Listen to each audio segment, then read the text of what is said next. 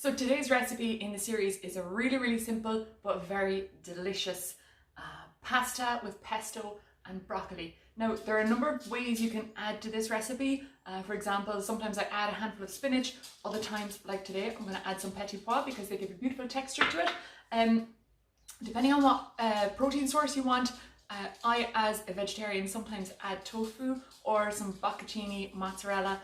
Today I'm going to add some ricotta and I'm going to use some parmesan cheese as well, just to finish it all off with some black pepper. Now you can also add chicken to this or white fish. Doesn't go very well with beef or lamb, but that's totally your choice. So first things first, these things are wonderful inventions. I usually use fresh pasta because it cooks really quickly and I want my broccoli to be al dente. I don't want it to be absolutely annihilated and an unrecognizable vegetable. So I use fresh pasta. I'm going to just boil the kettle now and we're going to add that here. I'm going to steam the broccoli while the pasta is cooking. So let's get the kettle on and we'll get these all started up. So give me a sec.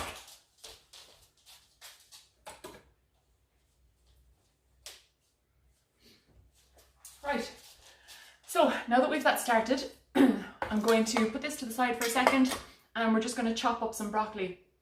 Now the whole thing about this dish is when you're looking for something that's really filling after you've been out on a ride or for dinner, if you want to keep, sir, he's picking up the scraps that I'm dropping on the floor.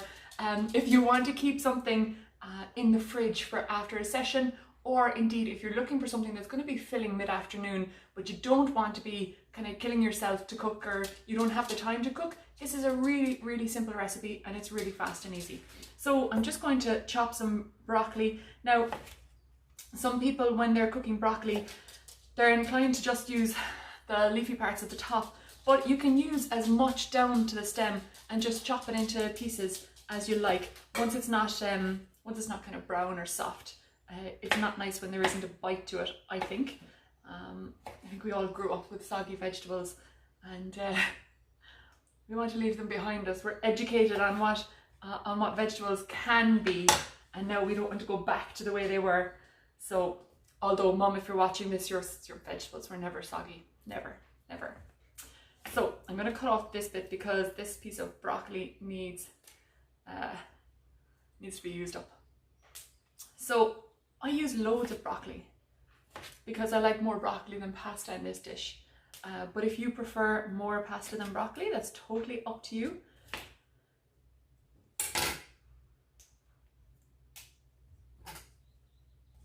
Now that should be plenty. Okay, so the kettle's ready. That's what we have there. Now, one thing I didn't put on the recipe list is pine nuts. And pine nuts are one of those things that you use when you're making pesto. When they're toasted, they give the most amazing flavor. If you don't have pine nuts in your cupboard, you can use walnuts. All these things are going to add to your nutrition overall. So don't be afraid to experiment a little bit. Again, something like almonds, even hazelnuts go really well on top of this dish. So yeah, just give something a try. Okay, I'm going to add the water to this. We're going to steam these on top. Look, worst comes to worst, what you can do is add the water, just have the water barely covering the pasta, and then throw your broccoli on top. So let me just get the water.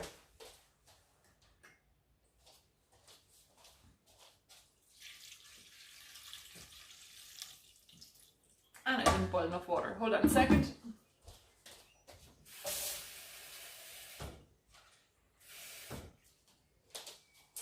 Okay.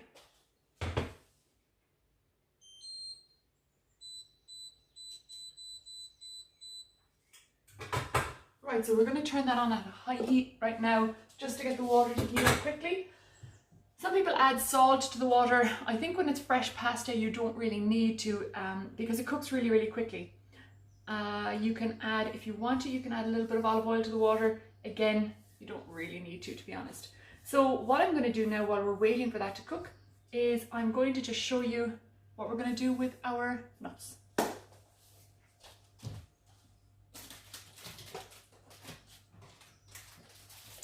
Okay, so again, these are pine nuts.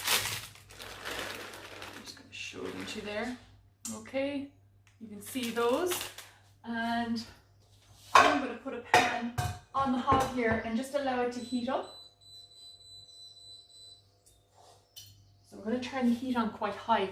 Now, you've got to be careful with these, because if you have as little as this much left and you have the heat on too high and then you let them burn, then you're going to be so disappointed that you've missed out on your pine nuts for your dish, okay? So I'm going to let that pan heat up for a second, and while it's heating, I'm just going to make my pesto and ricotta mix, which again is really, really simple.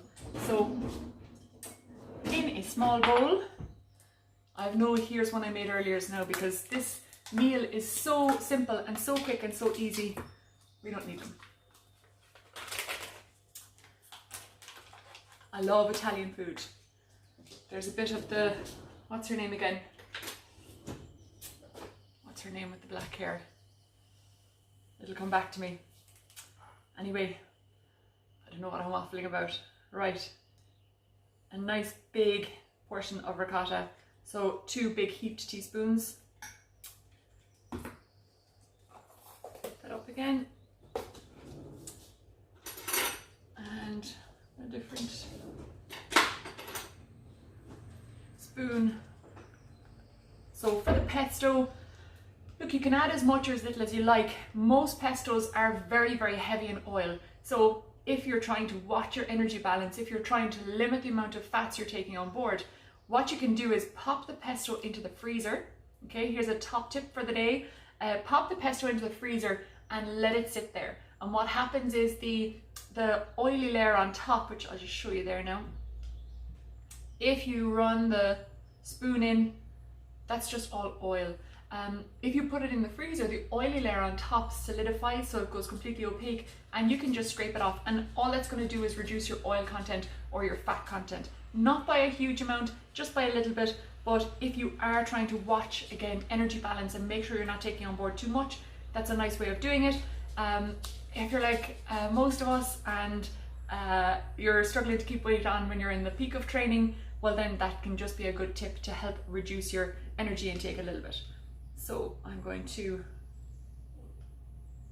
add 2 big teaspoons, and if your portion is big, go for 3 or 4 teaspoons there. You might even end up using half the packet. I like to have some fresh basil as well to throw in there. Oops, here we go.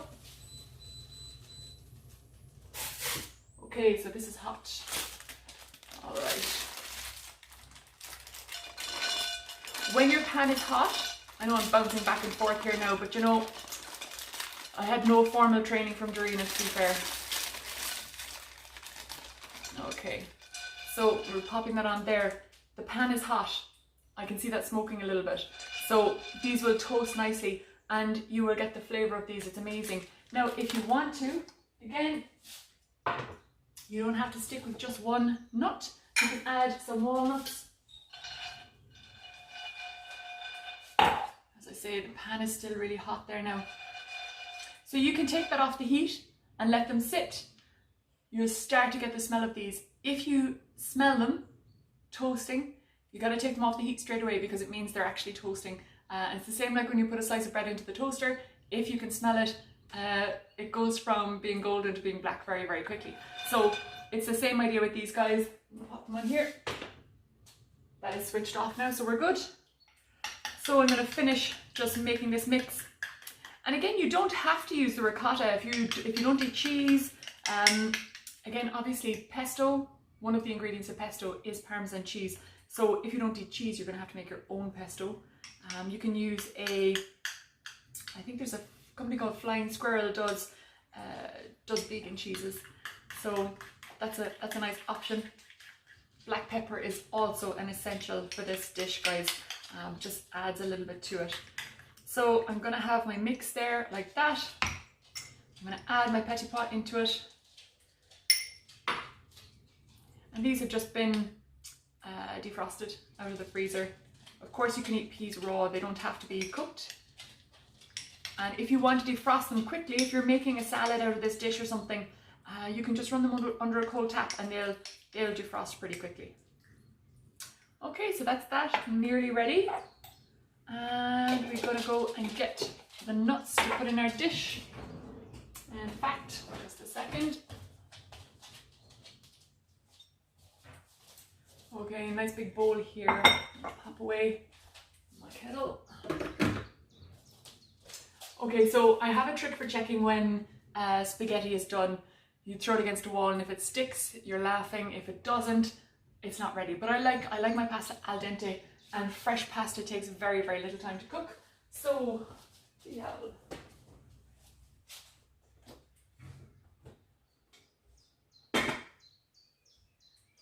Okay, and this pasta is ready.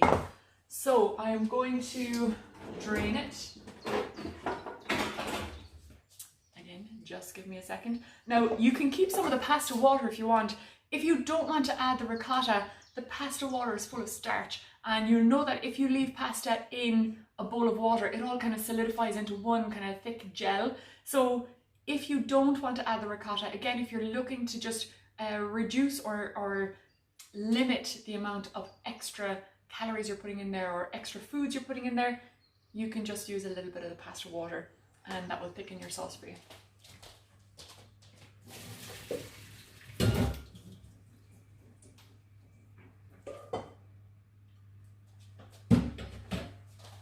Okay, so we have our pasta there. Broccoli, when it's been steaming but it hasn't been overcooked, becomes this wonderful vibrant green, as I'm sure you know. Now, if you're not a lover of broccoli, you can use cauliflower. What else could you use? You can use any vegetable really. Parsnip is one that goes really, really well with pasta. But I just love the flavour of broccoli. I never thought I would, but I love the flavour of broccoli with pasta. There, I said it. I get excited about the weirdest things. We're also going to add toasted nuts, but we can keep those to the end. Add them to the top of the dish if you like, for a bit of pretty. And I have my peas, my ricotta. That was not an attempt at an Italian accent, I swear. And I'm going to add that in there. And give it a good mix. So as I said, guys, you don't have to have this straight away hot. You can have it with roast chicken. You can have it with tofu. In fact, I'll just show you now. I'm going to add my tofu in now. So I'm actually making this now for later. This is perfect.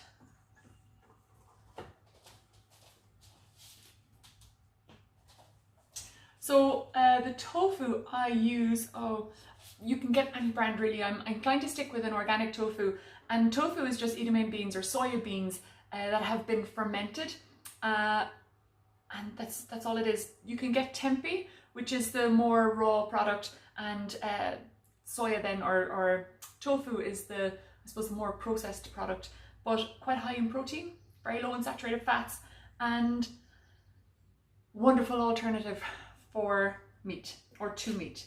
So I'm going to add this in here. Again, what I'm doing today is I'm doing lots of meal prep. All this is going to be sitting in the fridge for whenever I want it really. So that allows me to reach for something a little bit more nutritious with a higher protein content if I'm feeling hungry after a training session, rather than reaching for biscuits, which is also okay. But this means I'm a little bit more nourished. Okay, let's get some of this in here, because we have to do the whole display thing, like the TV chef display, you know, because I'm telling you, I'm going places with these videos. Okay, so there's 2 big portions in here, guys. I'm going to add some of my nuts on top. I'm adding a little bit of parmesan. There, I did it again. Why do I only put on an Italian accent if I'm talking about cheese? Can't explain it. And in thick Cork, black pepper.